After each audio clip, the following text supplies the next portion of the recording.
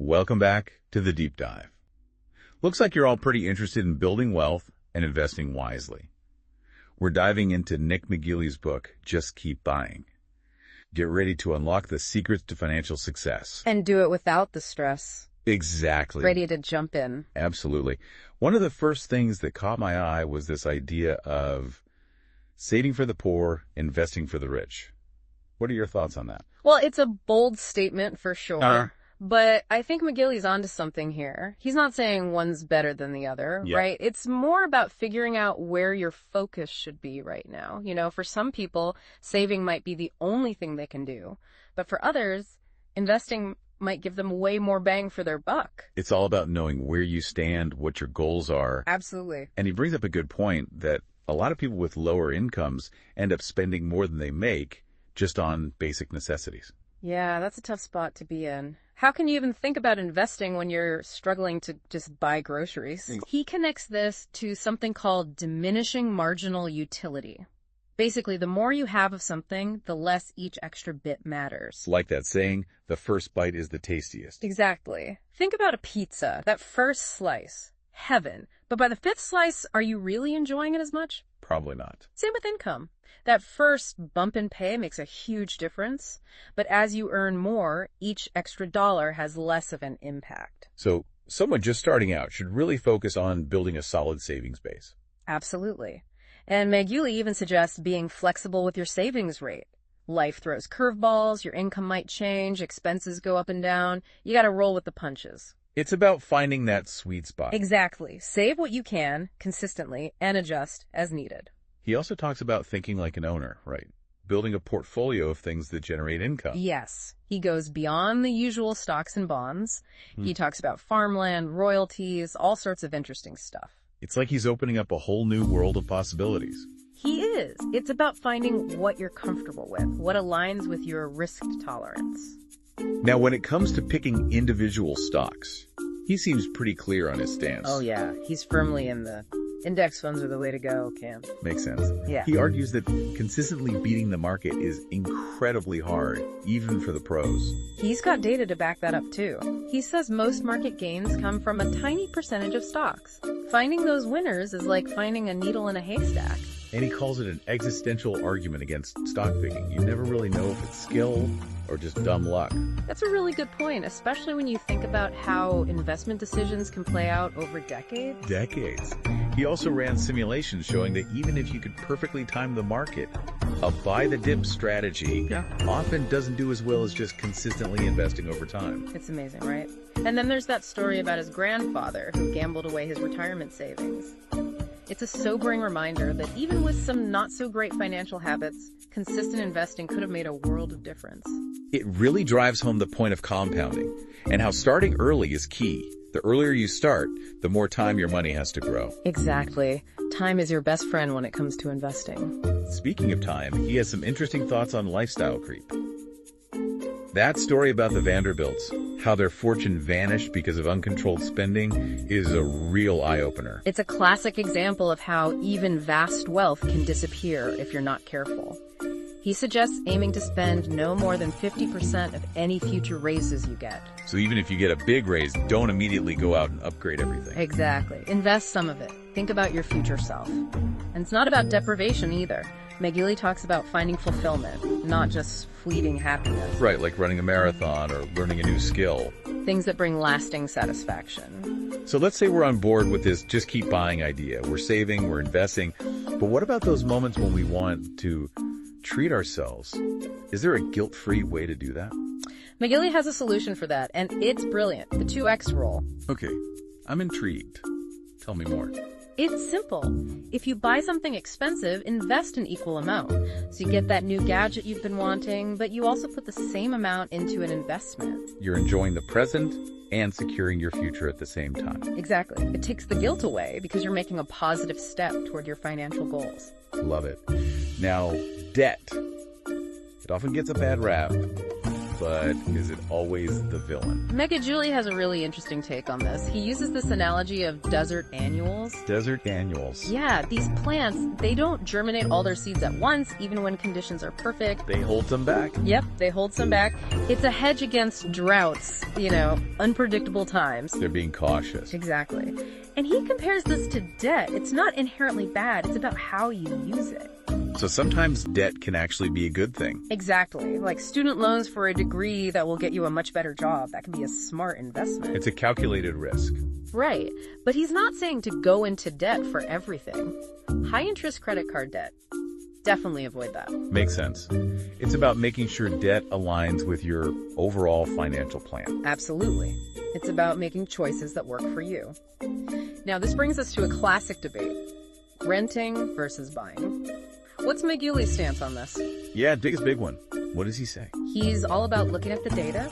He reminds us about all the extra costs of buying a home that people often forget. And he talks about opportunity costs, too. Oh, yeah, like his grandparents. They might have ended up way wealthier if they'd invested their money instead of buying a house. Right. It's a powerful example of how even well-intentioned decisions can have unforeseen consequences. So when does he say it actually makes sense to buy? He has a few conditions. You should be planning to stay in the location for at least 10 years, have a stable life, and most importantly, be able to comfortably afford it. It's not just about getting on the property ladder. It's about making a smart, informed decision. Exactly. So whether it's saving for a down payment or planning for retirement, your time horizon is key. So how do you align your investments with your time horizon? Well, if you're saving for something in the short term, like a vacation next year, cash is usually best. For longer-term goals, bonds might be a good option. And for really long-term goals, like retirement, stocks come into play. It's all about matching your investment to how long you have until you need the money. Precisely. Now, let's talk about retirement planning. What are your thoughts on the 4% rule? It's a useful guideline, but McGilly points out that it's not foolproof, especially in a low-interest rate environment like we have today. Yeah, and he makes a really good point that people often spend less in retirement than they do while they're working. Right, which can impact how much you actually need to save. Exactly. And even more importantly, he stresses that retirement is more than just about the money. It's about finding purpose, meaning staying connected with people. He even shares stories of people who achieved financial independence early but felt lost. They had the money, but didn't know what to do with themselves. It's a reminder that retirement planning is about more than just a number. It's about designing a fulfilling life. A good way to put it. Okay, let's talk about something that can be scary for investors. Volatility. Yeah, seeing your portfolio go up and down can be unnerving. Exactly. But McGilly argues that volatility is just part of the game. He even quotes Charlie Munger. Oh yeah, the one about being willing to stomach a 50% market drop a few times a century. That's the one. It's a powerful reminder to have a long-term view. And he says that trying to time the market, trying to avoid those dips, often ends up hurting you more. You can miss out on the big gains. It's like trying to dodge raindrops in a storm. You're better off just accepting that you're going to get wet. Exactly. He even suggests that market crashes can actually be amazing buying opportunities. As long as you have the cash and the nerve to act. Right. It's about turning fear into opportunity. Okay, now let's talk about selling. When is the right time to sell an investment? McGilly gives us a framework for that. He talks about rebalancing your portfolio, managing concentrated positions, and cutting your losses on investments that aren't working out. So it's not just about selling when things are going well. No, it's also about strategically adjusting your portfolio to manage risk. Makes sense. He also gives the advice, buy quickly, but sell slowly. Yeah, it's about being decisive when entering the market, but taking your time when exiting. Don't let emotions cloud your judgment. Now let's dive into an important but often overlooked topic, taxes. Taxes. It's not the most exciting thing to talk about, but it can have a huge impact on your returns. Exactly. McGilly talks about a common question people have, Roth versus traditional retirement accounts. Yeah, he breaks it down simply. It's about the timing of taxes. Do you pay them now or pay them later? Which one will lead to a lower tax bill overall? Exactly.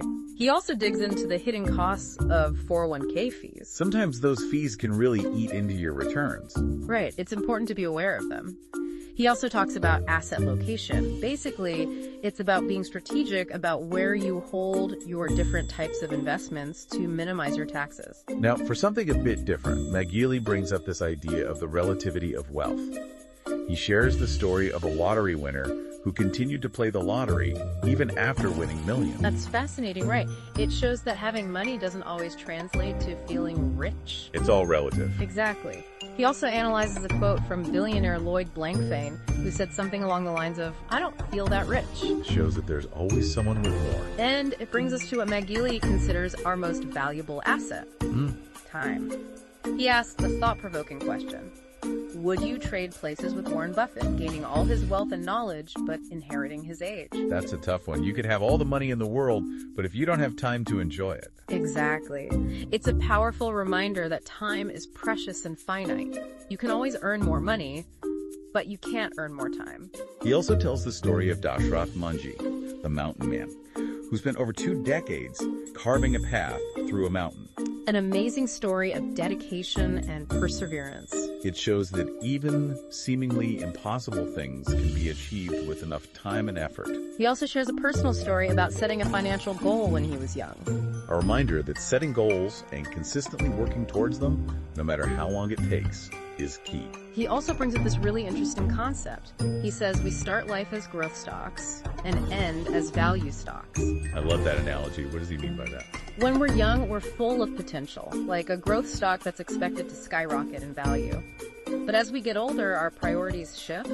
We become more content with what we have, like a value stock that might not be as flashy, but is still solid and reliable. It's about recognizing that our perspective on life and wealth changes over time. Exactly. It's a journey of growth and evolution. It has been a fascinating discussion. We've covered so much and just keep buying, but there's so much more to unpack.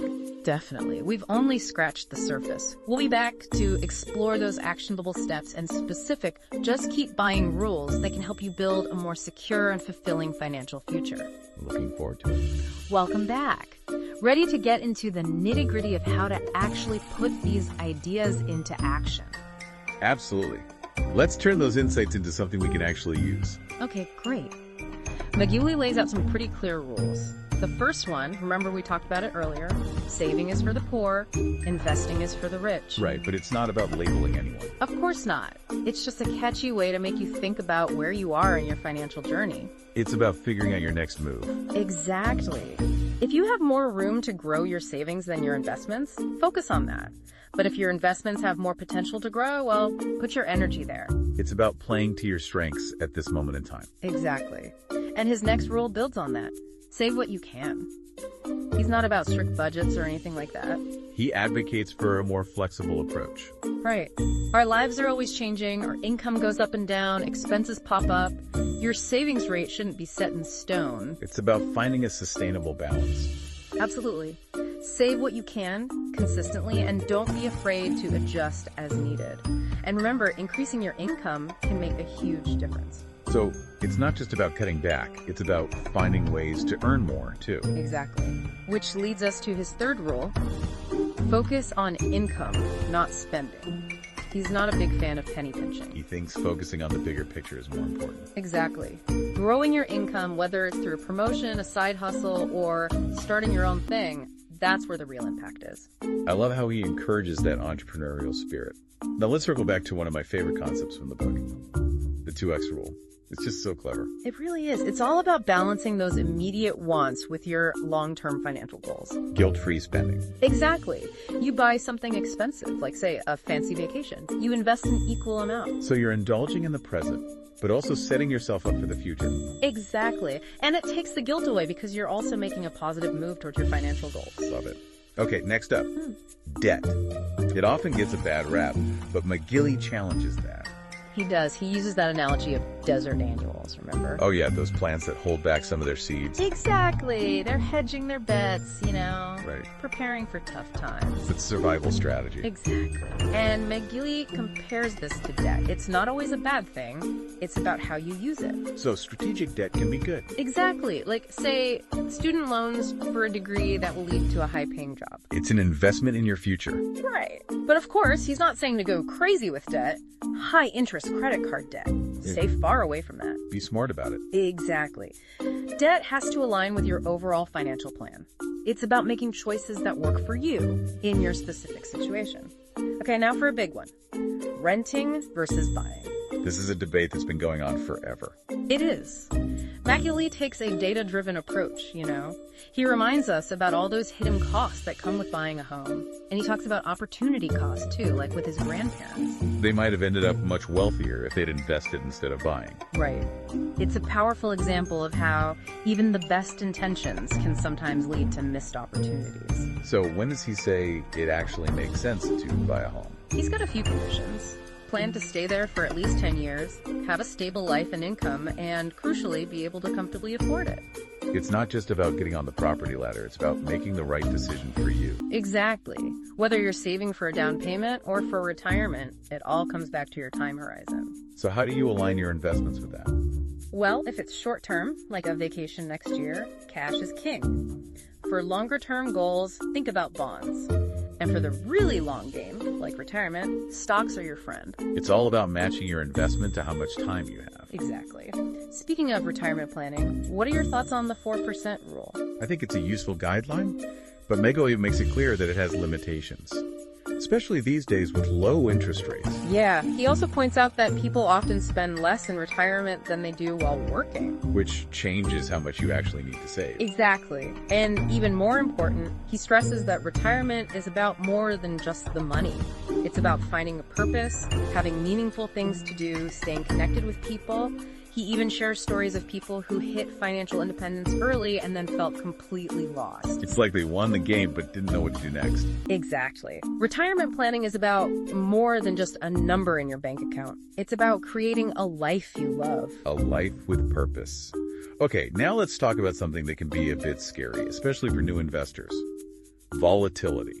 Seeing your portfolio go up and down can be unnerving, that's for sure. Machiavelli argues that volatility is just part of the deal when it comes to investing. It's the price of admission, right? Exactly. He even quotes Charlie Munger, the one about being comfortable with a 50% market drop a few times a century. That's a good one. It's about having a long-term perspective. And Machiavelli points out that trying to time the market, trying to avoid those drops, often ends up backfiring. Yeah, you can miss out on those big gains. It's like playing whack-a-mole with the market. You'll never win. So just ride the waves. Now let's talk about selling. When is the right time to sell an investment? Machiavelli lays out a framework for that. He talks about rebalancing your portfolio, managing concentrated positions that have grown too large, and cutting your losses on investments that aren't working out. So it's not always about selling when things are going up. Exactly. It can also be about managing risk. He gives us great advice.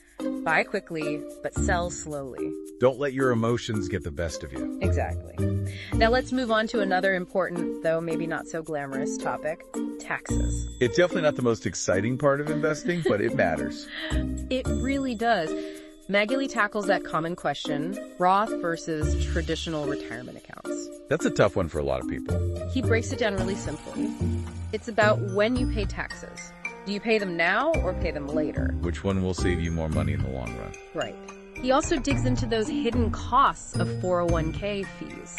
Sometimes maxing out your 401k might not be the best move, especially if the fees are eating into your returns. So it's important to choose low-cost options. Exactly. And he talks about asset location, which is basically about where you hold your different investments to minimize your taxes. It's all about being strategic. Right. Okay, let's shift gears a bit. Remember that story about the lottery winner who kept playing the lottery even after winning millions? It was a great illustration of how money doesn't always equal feeling rich. It's all relative, right? There's always someone with more. He also analyzes a quote from billionaire Lloyd Blankfein, who said something like, "I don't feel that rich." It makes you realize that wealth is more of a mindset than a dollar amount. Exactly. And this brings us to what Machiavelli considers our most valuable asset, time. He poses this thought-provoking question. Would you trade places with Warren Buffett, gaining all his wealth and knowledge, but inheriting his age? That's a tough one to answer. You could have all the money in the world, but what's the point if you don't have time to enjoy it, right? Exactly. It's a powerful reminder that time is limited. You can always earn more money, but you can't get more time. He shares that inspiring story of Dashrath Manji, the mountain man, who spent over 20 years chiseling a path through a mountain. Talk about dedication. It shows that amazing things are possible with enough time and persistence. He also talks about setting a financial goal when he was young and how it took years of hard work to achieve it. It's a marathon, not a sprint. Exactly. And along the way, he learned so much more than just how to manage money. He talks about how we start life as growth stocks and end as value stocks. I love that analogy. What does he mean by that? Well, when we're young, we're full of potential. Just like a growth stock, we're expected to do great things, you know. But as we get older, our priorities change. We become more content with what we have, more like a value stock. Maybe not as flashy, but still solid and reliable. It's about recognizing that our perspectives and values change over time. Exactly. It's a natural evolution. Okay, so we've covered a lot of ground in Just Keep Buying. We have. He's given us a lot to think about. But there's still more to explore. What are some concrete actions we can take, those specific Just Keep Buying rules that can help us build that brighter financial future? We'll dive into those next time. We're back for the final part of our deep dive into Just Keep Buying. I don't know about you, but I'm feeling pretty inspired to take charge of my finances. You know, really start building that future I want. You too. Majuli gives us the tools and the right mindset to make it happen. One thing that really hit home for me was how he talks about seeing ourselves as investors, not just consumers. It's such a small shift, but it makes a big difference. It really does. It's like moving from, oh, I don't have enough, to I can create more. Instead of just spending, we're actively putting our money to work, building something. Exactly. We're shaping our own financial future. And that brings us back to the core message. Just keep buying.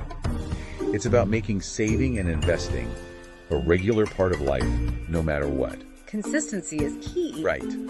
Even when the market gets crazy, we ride it out.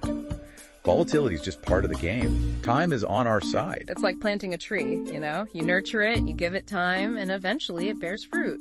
So as we wrap up this deep dive, a few key takeaways for everyone. Remember, building wealth, it's a journey. It's not about hitting some magic number overnight. It's about making smart choices, learning along the way, and adapting as things change. And it's about more than just money. It's about finding purpose, creating a life you love. You know, a life where you have the freedom to do what you want when you want. We hope this deep dive gave you some valuable insights and some concrete steps you can take to reach your financial goals. Remember, you have the power to build that brighter future. Keep learning, keep exploring those possibilities. Keep investing in yourself and your dreams. That's it for this deep dive. Until next time, keep exploring and keep investing in your future.